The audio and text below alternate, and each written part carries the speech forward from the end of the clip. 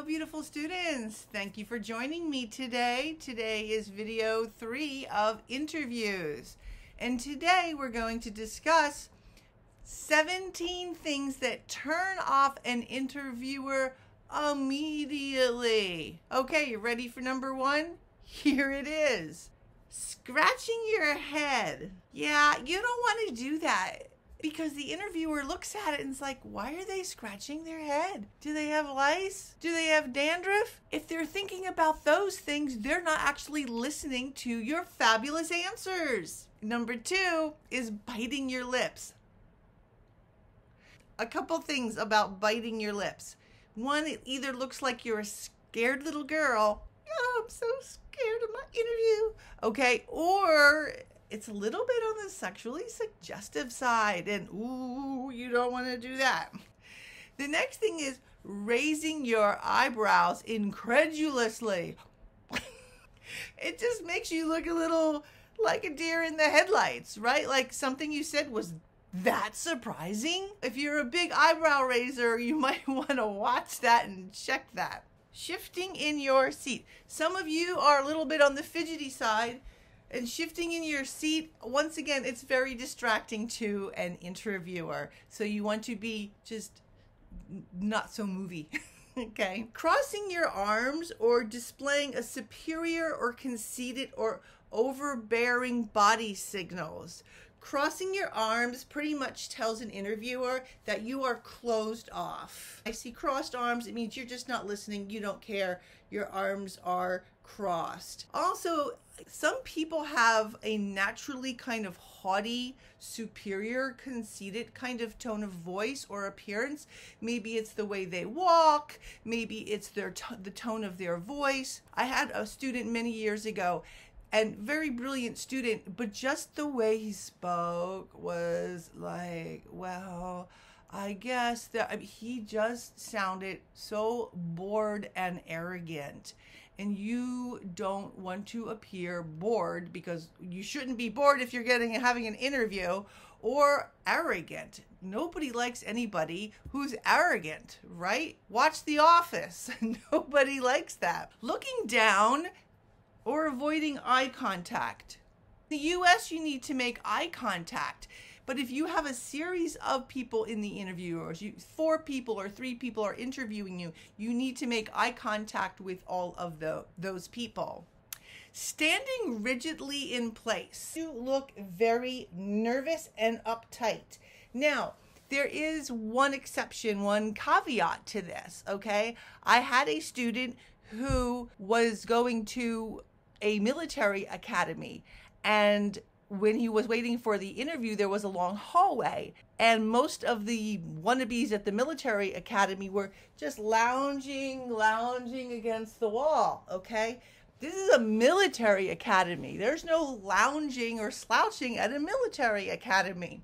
He stood at attention for 2 hours. What happened was that officers came out, looked at these cadets, saw that he was the only one standing at attention. Also, when the officers came out, he saluted them. They were impressed. Guess who got into the prestigious military academy? No rigid standing stiff as a board unless you're going to a military academy.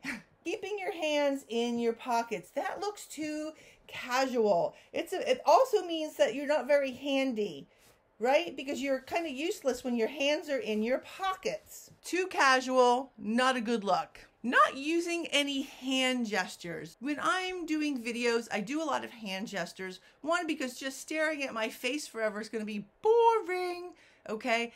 And it makes you look a little bit more engaging. You look a little more excited, okay? For some of you, this will come naturally. Rocking. Rocking is another. Now, you might be nervous, and you rock when you're nervous. This looks a little special, so don't rock. Slouching. I see this all the time with students. Yeah, this just isn't a good look, you know? It's like, I'm bored, I don't want to be here. Help me, I'm so tired. Slouching, nobody wants to hire a sloucher, because you're supposed to be working on a job. Or if you're going to school, if this is an interview for a college, it just looks like you're going to slouch your way through school and not get any of the assignments done and probably drop out. The body language is sending that subliminal message to an interviewer. Here's another one, and my students always go, what? No self-touching. And by self-touching, I mean like no, like, you know, this, just touching yourself. Once again, like the scratching the head and the biting your lips, it is distracting to the interviewer. They're looking at watching you self-touch. You know, back in the old days, it was considered uncouth and unmannerly to touch or scratch in public. Now you all come in, you're just like, yeah, I wish we could go back to that. Okay, so no self-touching. Jiggling your leg. Some of you are leg jigglers. You know who you are. Okay, my husband is a leg jiggler, and we will be sitting on the couch, and the whole couch will be moving and vibrating. I'm like, what are you doing? Whack! Stop jiggling, okay? Once again, it could be distracting. The chair could move, you could move, and the interviewer isn't paying attention.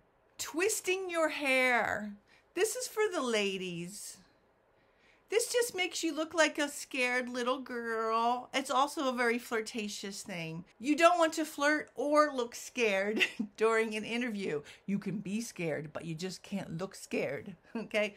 No hair twisting. If you have long hair and you tend to play with it, try to put it back, wear it up so you don't play with your hair. My hair tends to fall in my face because I'm growing out my bangs. So if I'm doing videos, I have to make sure to cut that out, but you can't cut that out in an interview. Just hairspray that so you're not always flicking or playing with your hair. Clicking your pen. I don't have a pen here handy, but you know what I'm talking about. The pen with the click, click, click, click, click, click. Once again, it's a nervous habit, and if you're just sitting there clicking, then all the interviewer is doing is listening to the sound of the clicking pen and not your brilliant answers. Biting your nails. Yeah, you should not be biting your nails. That just looks like you are so scared and nervous. More interview don'ts. Don't look at your watch. Okay, pretend I have one. Or the clock over there behind the interviewer. Or your cell phone. Yes. Because it looks like you're not interested. If you're looking at your clock here or over their shoulder behind them by the desk, you're just like, I'm so bored, I don't want to be here, and that's why I have to look at the clock. Do not look at the clock. Do not look at the clock. Here's a weird one. Don't mimic the body language and mannerisms of the interviewer. People do this when they are nervous. What happens is the interviewer shifts and you shift. The interviewer does something and you do something. You don't want to do that. It kind of gets weird after a while, so don't try to mimic the body languages of the interviewer. Don't be negative. We will discuss that more in some other videos for interviews, and I'll tell you exactly what I mean. But everything is fine, everybody is fine, and we're gonna get to that part that will make more sense in the upcoming videos. Don't talk too much. I've said this before, don't talk too much. Don't talk too little. You have to find that sweet spot right in the middle.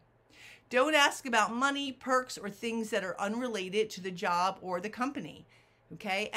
Or the university. Don't interrogate the interviewer. They're asking you questions. It looks like you're super pushy when you start interrogating them and asking them too many questions. Nobody likes a pushy person. Here's the interesting thing about interviews. The reality is somebody makes a judgment about you in a 1/10 of a second. That's 100 milliseconds. 1/10 of a second.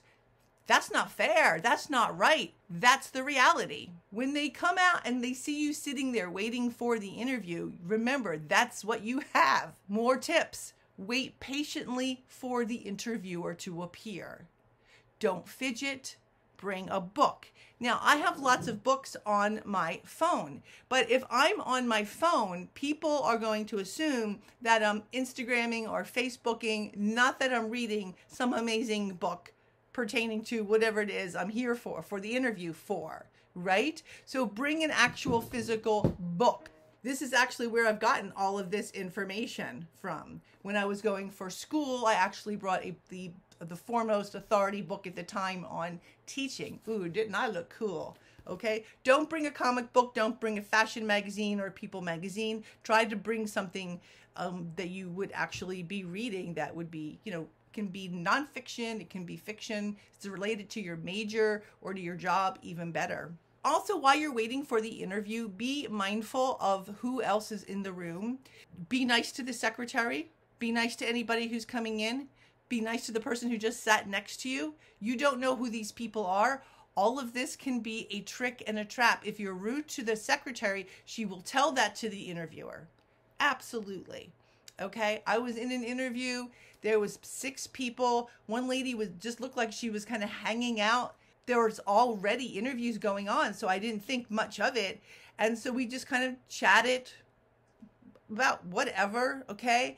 And when they called me in, she went in. She was also going to interview me. Sneaky. Be careful. You never know who is watching. Introduce yourself. You might have to practice this with a parent. Shake their hand while looking them in the eye. Practice this with your mom and dad. Shake hands, look them in the eye, introduce yourself. If you have a foreign name or a tricky name, make sure to enunciate. That is very important. I cannot tell you how many people will tell me what their name is, and it's a long name or a tricky name or a foreign name, and I'm like, what? What? You want to be clear. You want to enunciate your name. Learn to engage in small talk. A lot of times when you go for an interview, you're sitting in a room waiting with a bunch of other people, and they take you down the hall to the room where they're going to do the interview. And what you need to be prepared for is that walk down the hall. They may say nothing in case they're testing you to see if you know how to make small talk. The best subject for small talk is the weather. It's hot outside. It's cold outside. It's windy outside. Boy, is it rainy outside. How about that weather? How about them Dodgers? Okay? You want to be prepared for the walk down the hall. Do not comment on the person's shoes or their outfit. If it's a beautiful building that you're in for a college, you can say, this is a beautiful building. I mean, that's fine. You're never going to be negative. And like I said, weather is actually the safest subject. Don't sit down until the interviewer indicates that you can sit down.